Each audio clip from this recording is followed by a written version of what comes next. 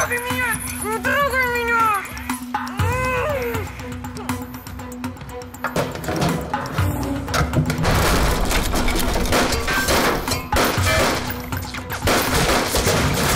Она в реанимации. Ты думаешь, я не знаю? Решил крыс потравить, да?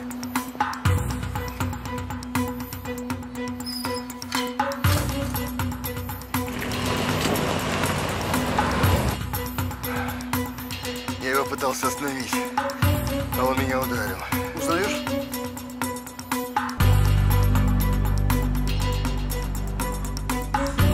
Давай, тихо.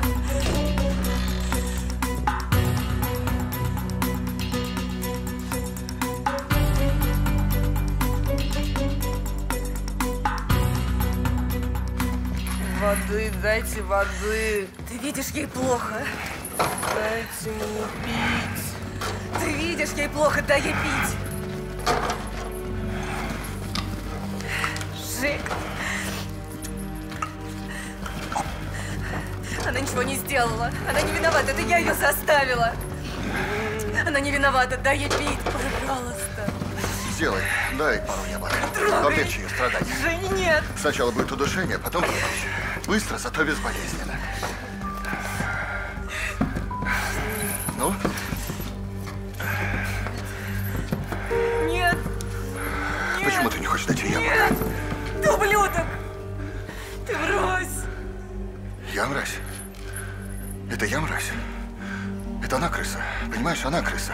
Они блудят, пьют, жрут и ничего больше. А я хочу сделать мир чище. Лучше. Ты мне в этом поможешь. На. Хочешь? Нет. Хочешь? Нет, она не Она хочет хочет. этого. Нет.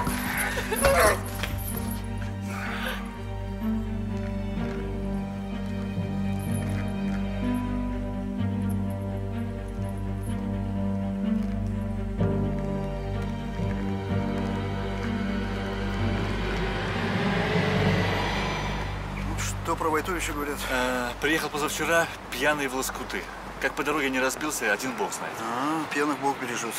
Во сколько, который час, точно? Ну, соседи говорят, часов 10-11. Как приехал, так и заперся в бане. И с тех пор там и сидит. Еще 2 дня, что ли? Ну да. И что он там 2 дня делал? Пьет. Соседи говорят, что он как выпьет, буйным становится. Понятно. Ну, поехали. Он сейчас в бане с ружьем засел. Ты думаешь, Войтович и есть Крысолов? Не знаю, Серег. Пусть этим Федотов занимается, это его проблема. Мы с тобой должны разыскать Аллу Рокунову. Пока никаких оснований, что она была в доме у Войтовича, нет. Может, она сбежала? Не думаю, Серег, не думаю. Понимаешь, он охотится за ними, выслеживает их и не оставляет работу на полдороге. Помнишь, эта девочка, Женя Стрельцова, ну, которая осталась жива, лежит в больнице под охраной. И что он делает? Он ищет новую жертву? Нет.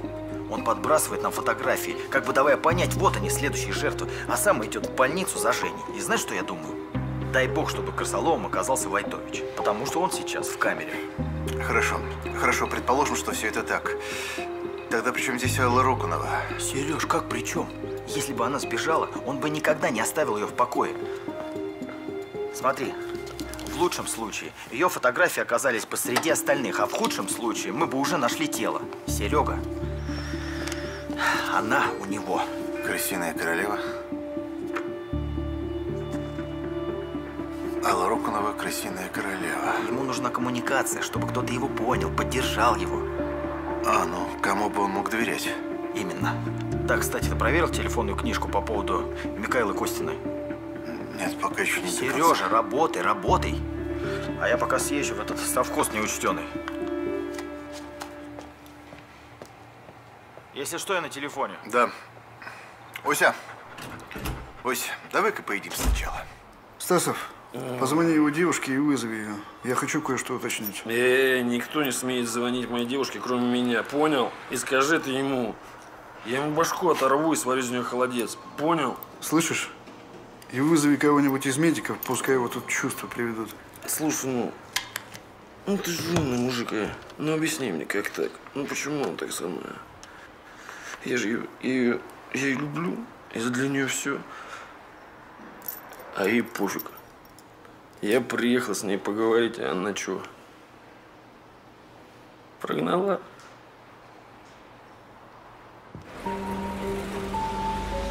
О! Привет, Здрасте. криминальные новости. По делу или как? Да, по делу. Федотов вчера меня выгнал, слава богу, что камеру не сломал. Вы не в курсе? Нашли что-то в доме Войтовича? Это тебе лучше у Федотова спросить. Ты же понимаешь, мы не имеем права информацию сливать. Понимаю, понимаю. Просто главный редактор ждал репортаж. Так и не дождался. Сочувствую. Как голова? Спасибо, ничего. Че, тебя подвезти? А вы куда сейчас?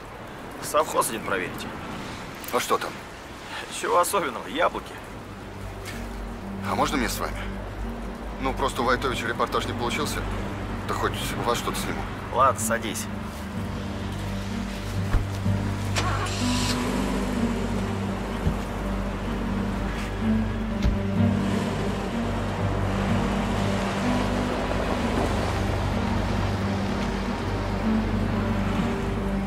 Психоневрологический диспансер номер 8. Слушаю вас. Добрый день. Я звоню по просьбе Микаэлы Костиной. Вы просили ее связаться с вами. Костина? Минуточку. Это, наверное, Борис Аркадьевич ее искал. Вы трубочку не кладите, я его сейчас к телефону позову. Ага.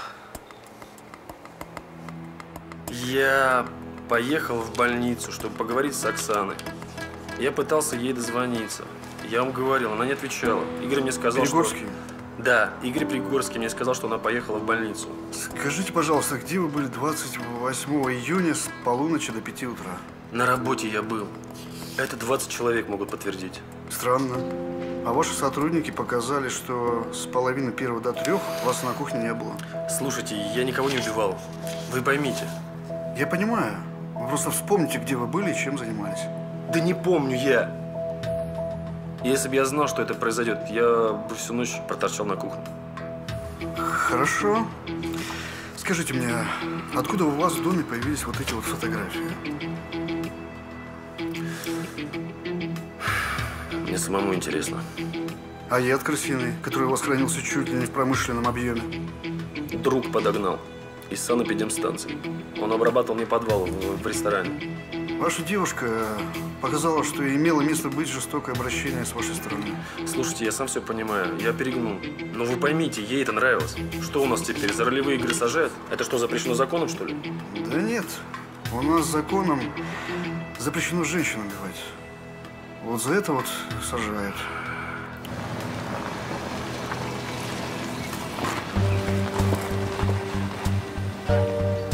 Здесь подожди. Бабуля! Бабуль! А вы не подскажете, у вас здесь где-то совхоз был? Там еще Антоновку выращивали. Совхоз-то? Ага. Так он по той стороне. Так. Только там ничего нет. Как же ничего? А так вот, как 3 года назад продали, так и нет ничего. И никто туда не ходит. Вот раньше, помню, всегда порядок был. Всегда при садах какой-то человек жил. Вот я помню, Люська у нас тронутая была. На всю голову скорбная, голоса и какие-то слышались. А вот сторожила исправно. Потом психиатричку ее забрали. Помню, детки у нее еще были. Мальчик и девочка. Вот мальчонку не помню, как звали, а девочку Микаэлой. Как? Микаэлой. Помню, ой, мама, как моя жалела их. Они вечно ободранные ходили, голодные. Так она им вещи какие-то отдавала, кормила. А яблочки-то не купишь, что ли? Куда поехал-то, а? Проходите. Спасибо. Знаете, я пытался связаться с Микаэлой по поводу ее брата. Стоп. Насколько мне известно, брат Микаэлы погиб. Ну, у вас неверные сведения. Он жив, хоть и нездоров, и до недавнего времени находился у нас. Так он ваш пациент? Наследственное психическое заболевание. Мать была больна. Ага. Когда они были маленькими, то мать вдруг решила, что ее муж антихрист. Ага. И она ушла от него вместе с детьми. А муж антихрист просто так взял и отдал детей? Насколько я понимаю, она не спрашивала. Она увезла их в какую-то деревню, держала их заперти впроголодь, закрывала на несколько дней в сарае. Давайте присядем. Вот. Отец пытался их отыскать, но безуспешно. А после того, когда мать набросилась на кого-то из местных жителей с топором, ее определили в лечебницу, где она и провела остаток своей жизни. А дети в интернат? Сначала в интернат, а потом отец их нашел, забрал к себе. Конечно, после жизни с такой матерью они были не совсем здоровы, но он заботился о них как мог. Надеялся на то, что впоследствии все придет в норму. Надежды не оправдались. Вы знаете, с девочкой получилось, а с мальчиком, увы. В средних классах у него диагностировали подростковую шизофрению. Такая форма заболевания, которая с возрастом может совсем исчезнуть, а может развиться в полноценное душевное заболевание. И в 19 лет у него случился рецидив. Это обычно происходит на почве стресса. И Микаэла привезла его к нам. Сама? А разве для этого не нужно направление врача и все такое? Нет, вы не стесняйтесь, все это между нами. Понимаете, она тогда встречалась с человеком, которому я был... Я понял. А долго он у вас был? Почти 7 лет. Ему оказывалось медикаментозное лечение, полноценный уход. Это, конечно, серьезная болезнь. Но у него было стабильное состояние. Состояние изменилось? Ну, вначале все было хорошо, а, вы знаете, полгода назад он исчез. Собственно, по этому поводу я и пытался связаться с Микаэлой.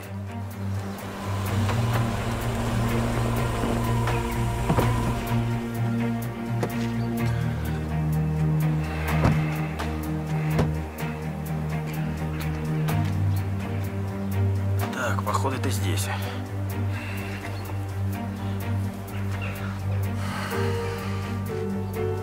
Черт, связи нет, посмотрю себя. И у меня тоже. В общем так, Антон, давай сейчас дуй в поселок. Нужно разыскать участкового. Пусть свяжется с Федотовым, пришлет людей. А вы? А я пока осмотрюсь. А вдруг он там? Антон, иди уже. Нет, я с вами пойду. Если хочешь помочь, дуй в поселок и найди участкового. Давай.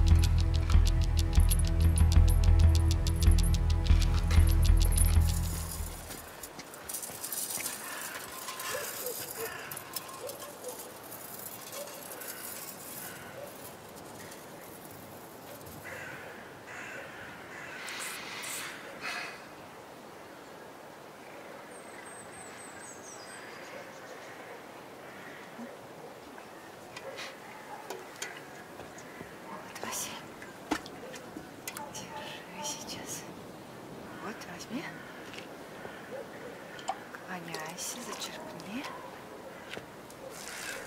Вот. Аккуратненько. Так, вот тут вот история его болезни. Тут записи, рисунки. Ух ты. Так. Твари умные и игривы, но злобно несут чуму и гнилость, все заражая. Благословен крысолов, избавляющий от этой напасти, совершает он свой труд среди скверны и нечистот. Он был одержим идеей о крысолове. Микаэла рассказывала, что отец любил им читать перед сном эту историю. Возможно, произошла фиксация на этой легенде. И впоследствии, когда болезнь стала прогрессировать, он стал отождествлять себя с этим крысоловом, и у него постепенно сформировалась навязчивая идея. Какая? Очистить мир от крыс. И хуже всего крысы в человеческом обличии. А крысами в человеческом обличии он считал женщин. Вот. Женщин распутных, сеющих вокруг болезни, обман и несчастье, лживых и хитрых тварей. Тихо. Тихо, не бойтесь. Я пришел помочь. Его нет? Его здесь нет? Алла? На фотографиях, которые нашли у Войтовича, не обнаружили никаких отпечатков пальцев. В том числе нет отпечатков самого Войтовича. Ну, а кровь в доме? Предположительно, животного происхождения. Здрасте. Скорее всего, свиная. Вы знаете, что я думаю? А не могли вот эти вот фотографии Войтовичу подбросить? Ведь конверты частникам подбрасывали. Цель? Ну как? Ну, то есть ты хочешь сказать, что кто-то переводит стрелки? Да. Кто мог подбросить фотографии? На входе дома видеокамера. Поселок охраняется. В дом, кроме нас, никто не входил. Это ты подбросил фотографии мертвых девушек? Ну да, конечно, я. Ты не подбрасывал, я не подбрасывал. Кто подбросил фотографии? Криминалисты? Кроме нас в доме никого не было. Как глаз? Да уже нормально. А там ведь был еще этот журналист из криминальных новостей. Он еще по голове получил, а вы его выгнали.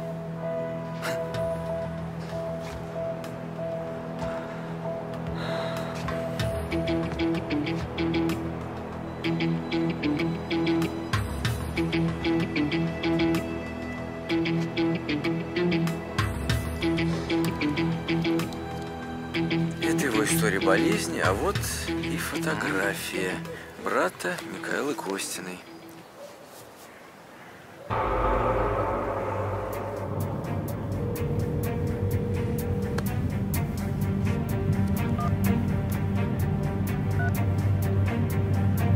Дежурный, соедини меня с ведотом. Как же ты меня разочаровал, Леша. Очень разочаровал.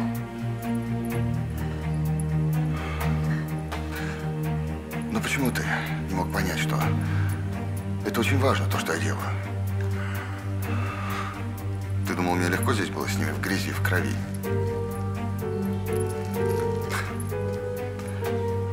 Я даже не думал, что придется тебя убивать.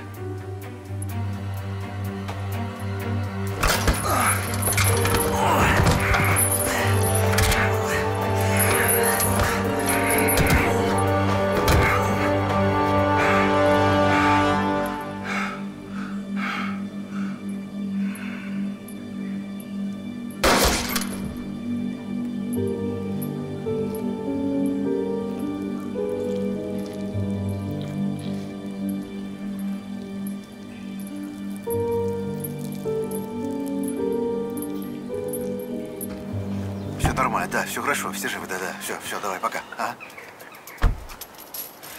Ну как ты? Нормально.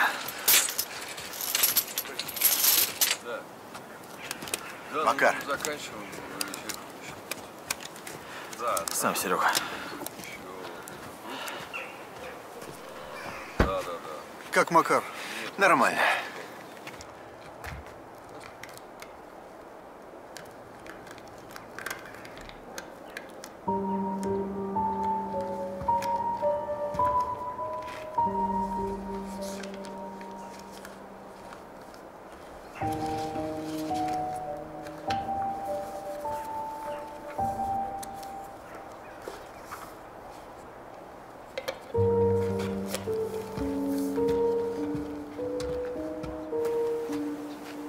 Ну-ка, пойдем.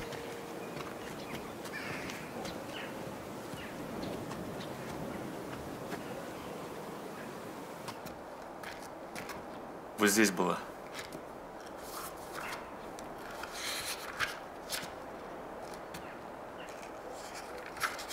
Стасов, подвал. Ну-ка за мной.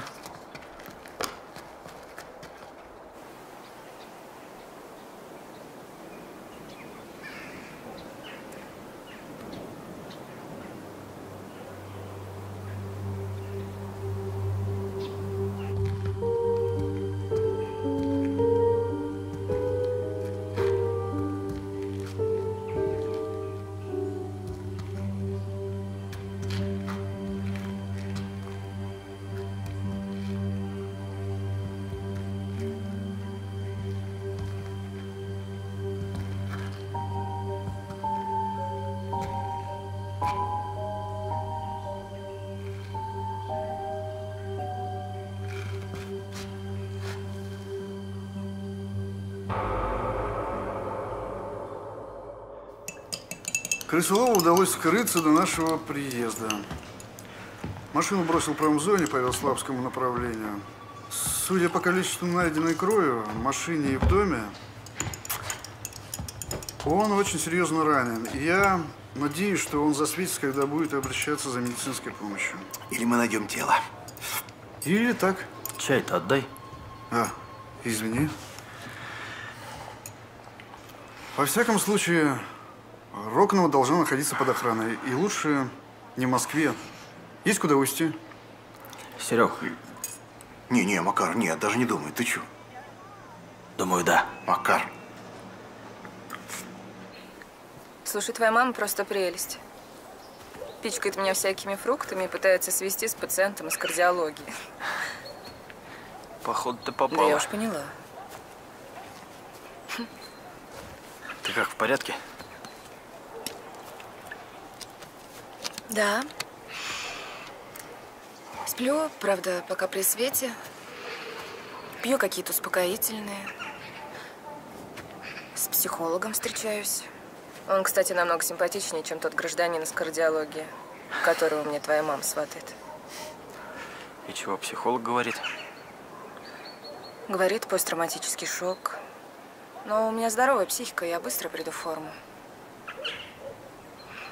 Если бы выдался случай, я бы всю обойму в этого урода выстрелила.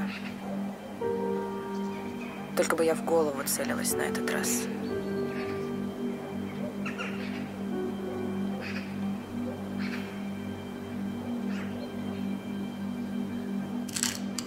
В саду за домом, где он держал девушек, криминалисты обнаружили останки еще одной женщины. Личность установить удалось. Литманович Светлана. Некоторое время приятного аппетита. Спасибо. Работала с Костиной в одном модельном агентстве. Брат Костиной за Литманович ухаживал, но получил отворот-поворот. После этого через некоторое время Литманович исчезла. И в то же время, когда пропадает Литманович, Костина определяет своего брата в психиатрическую клинику. И я о том же. Соли мало.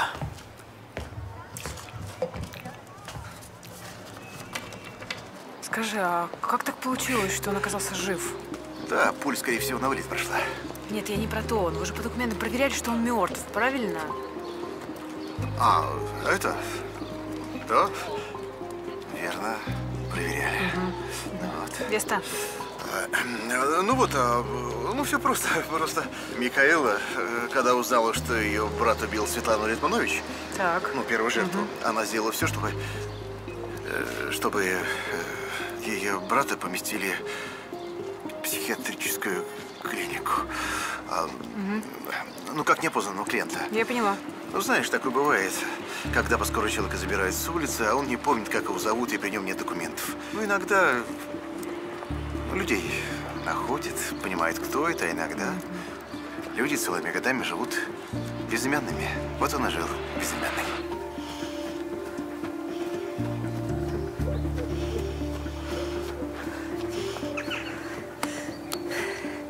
Отлично.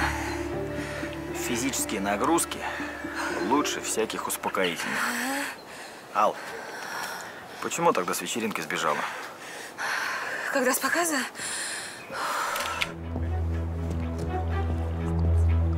На показе я увидела Титова. закончится. Я испугалась.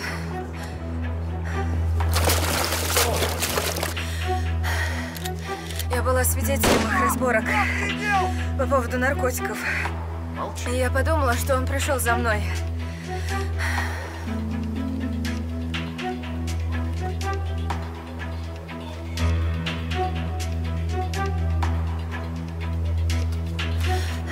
Когда после показа я спустилась в гримерку, я нашла там Мику.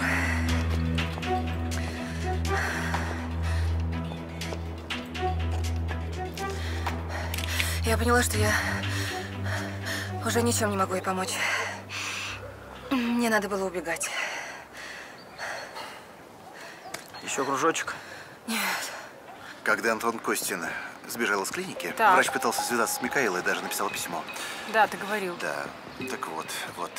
А когда Микаэла прочитала письмо, я думаю, она очень сильно испугалась. Да, правда, конечно, испугалась. Ну да, к тому же уже было найдено тело Сони. Тогда она, я думаю, хотела разыскать своего брата. И поэтому она поехала в свой старый дом, где они жили с матерью. И те яблоки, которыми отравились Микаэла и Женя, они были именно из того дома. Все, я поняла. Все понятно. Да. Типа крысиная приманка. Крысиная приманка. Точно. Но я не уверен, что он хотел ее убить. Я думаю, что, знаешь, это вышло случайно. Съела пару яблок. Ай, боже мой. И через несколько часов умерла. А Жене повезло больше. Когда тебя выпишут? Неделю через 2 обещают. Вернешься на работу? Ну да, сейчас сначала пройду детокс, потом на реабилитацию. Жизнь без наркотиков и все такое. Ну, вообще-то здесь действительно очень толковый нарколог. И сколько ему лет? Оксан, я вообще не об этом. Ну, не знаю, лет 27. Вообще он похож на Джуда Лоу. Это совершенно не мой тип. Да вернусь, конечно, если Пригорский возьмет.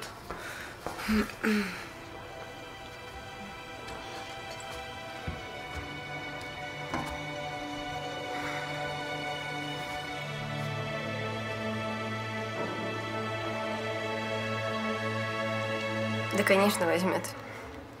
Он звонил, передавал привет, сказал, как сможет, так выберется. Вся же неделя высокой моды мечется, как угорелый. А ты давай не тормози. Слушай, Ксан, спасибо, что пришла. Правда. Поправляйся. Да, когда, кстати, Антон Костин пришел на вечеринку, он хотел поговорить со своей сестрой. Ну, понятно, сделать ее крысиной королевой. Да, что-то в этом роде. Ну, знаешь, все-таки родная кровь. И все такое. Тем более она уже помогала ему в первом преступлении, не сдала полиции. А когда она умерла, решил найти себе новую помощницу. Да. Сволочь. Аллу Роконову. И вот когда Алла сидела в подвале, Крысолов все время пытался, показать нам, что он делает. Ужас какой. Он подбрасывал тела, подбрасывал нам письма под дверь. Ник, выходи за меня замуж. Сереж. Прости, знаешь, Ник, я имел в виду, что Микаэла, она же авазала на показ. Так ведь? И вместо нее на показ вышла Алла Роконова. И как раз Алла Роконова надела ее одежду. Понимаешь? И письмо как раз было в штанах у Аллы Роконовой, которая как раз принадлежала Микаэле. Вот как-то так мы сначала думали, что... Он накачивал яблоки крысиным ядом. Я знаю. Потом складывал их в ящики и уносил куда-то. Аллочка, успокойся. Его ищут, все кончено. Где эти ящики, Макар? Я не понимаю, что тебе эти ящики? Ящики, их нашли? Не знаю, почему ты спрашиваешь. Ты читал эту книгу? Эту легенду о крысолове? Мне кажется, я уже наизусть выучил. Ну тогда подумай. Крысолов пришел, чтобы избавить город от крыс. За это он просил награду. Но горожане обманули и изгнали его. И тогда он вывел из города детей, чтобы горожане поняли, как они были неправы, что они по достоинству не оценили все, что он сделал для них. И? Этот урод считает, что он прав. что у него миссия, понимаешь? И он хотел свою награду. А в итоге его чуть не застрелили, и теперь разыскивает полиция. Мне кажется, он будет мстить. Может, он будет убивать детей. Я не знаю. Ксюш. Давай поговорим. Давай. Слушай, ну если тебе не нравятся ролевые игры, зачем ты тогда со мной ими занимался? Зачем все эти черные латексные трусы и все такое? Я думал, тебе это нравится. И ты для меня старался? Ты вообще помнишь, как мы с тобой познакомились?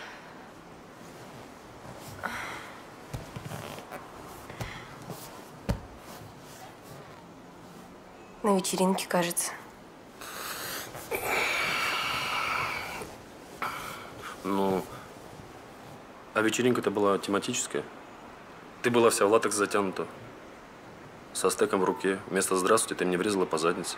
И ты решил? Че я решил? Я сначала узнал, что за девушка. Сказали, что любит ролевые игры. Чем жестче, тем лучше. Кто сказал?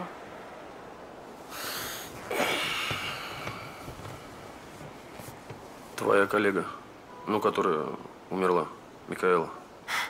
Костина? Угу. Вот дура. А мертвых либо никак, либо хорошо. Ей что, своих мужиков мало было? А ты тоже рад стараться. Чем жестче, тем лучше.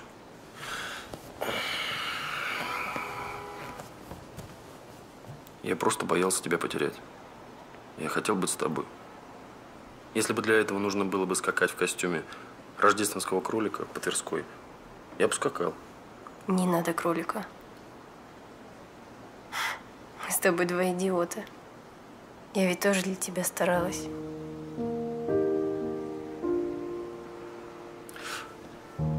Давай по-другому попробуем. Давай. Дай руку. На. Чуть ниже. Вот. Угу. Подожди, я не вижу. Ага. Ага. Я тоже хочу посмотреть. Так. Так. Куда дальше? Дальше. Дай-ка ногу сюда. Давай. А я вот сюда, подожди. Давай. Нет, я не настолько гутоперчив в это время суток. Ага. Подожди минуту. Давай. Подожди. А вот так мне нравится. Да. Ну подожди ты, ну куда ты торопишься?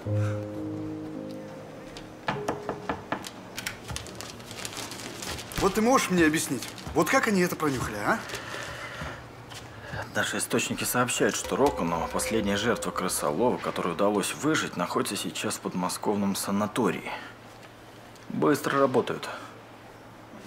Подожди, а о крысолове что, до сих пор никакой информации? Нет, если он жив, то он знает, где ее найти. А он захочет ее найти, потому что она его крысиная королева. Она предала его и должна быть наказана. И поэтому она должна уехать в другое место.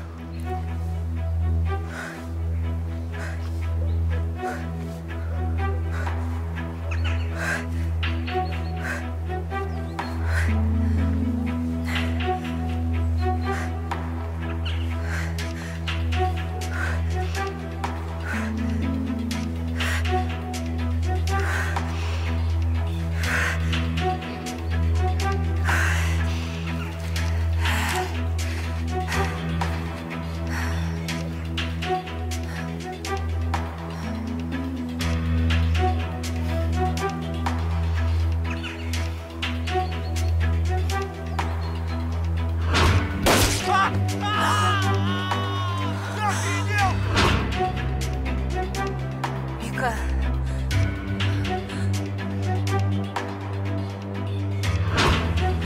Я тебе наврала вчера. Прости. Поздно.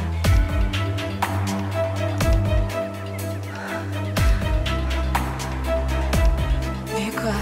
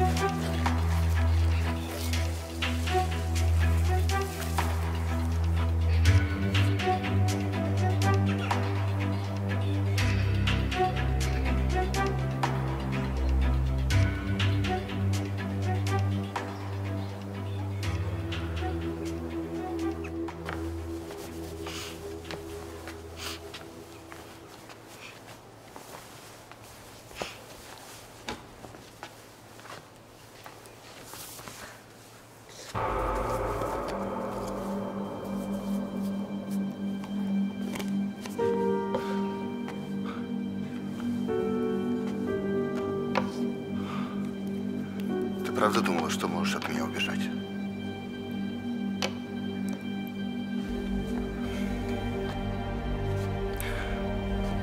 Я же тебе поверил.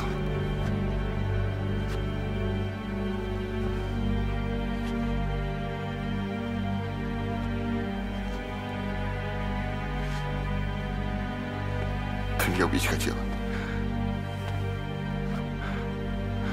Меня нельзя убить, пока я делаю то, что должен. Иди ко мне. Иди ко мне. Иди ко мне. Иди, мы должны завершить то, что мы начали.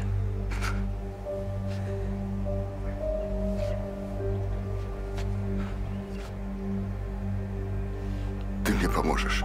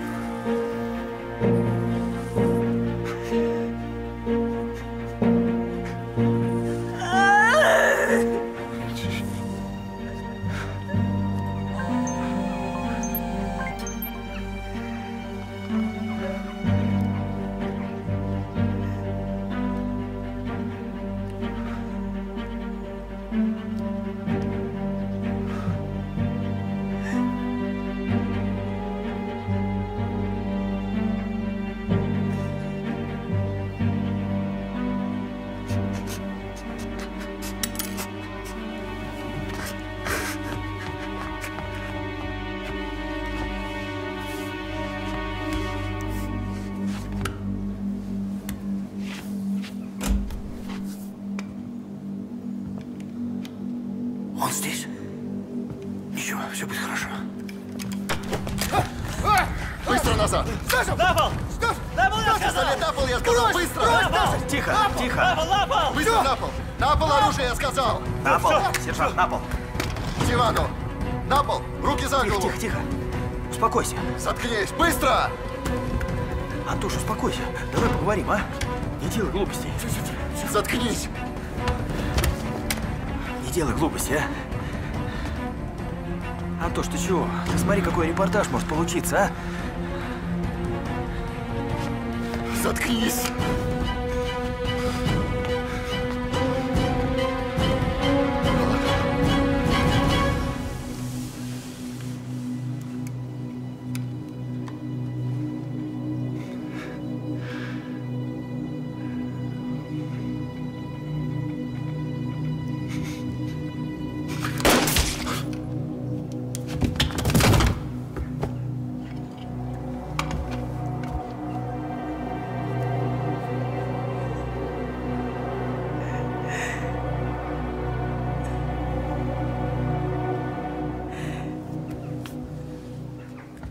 Серийный маньяк Антон Стояновский, также известный как Крысолов, при задержании оказал сопротивление и был убит сотрудниками полиции. Ну, мне все. Спасибо. Майор Федоров, еще один вопрос. Майор Федоров, подождите. В общем, при нем нашли накладные. Ты была права по поводу яблок. Он рассылал их в детские дома. Ну, вроде благотворительной помощи. Слава богу, никто не пострадал. Сволочь. Ал, спасибо тебе.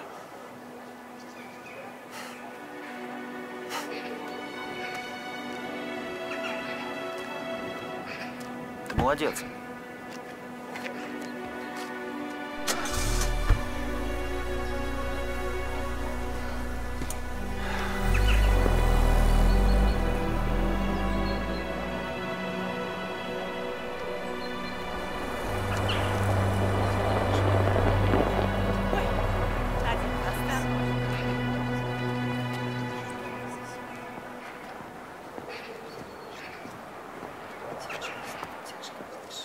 Макар, сынок, как удачно.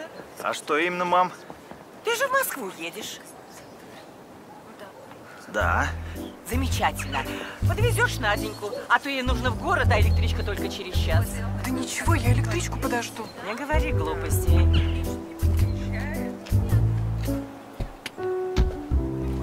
Надежда?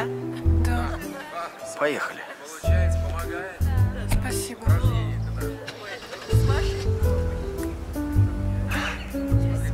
Счастливо!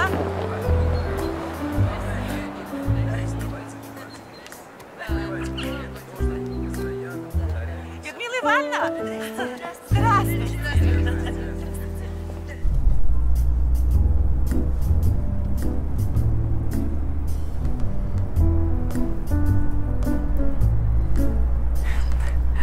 А ваша мама говорит, что вы хорошо разбираетесь в технике. Мам преувеличивает. А у меня хлебопечка капризничает совсем не кстати.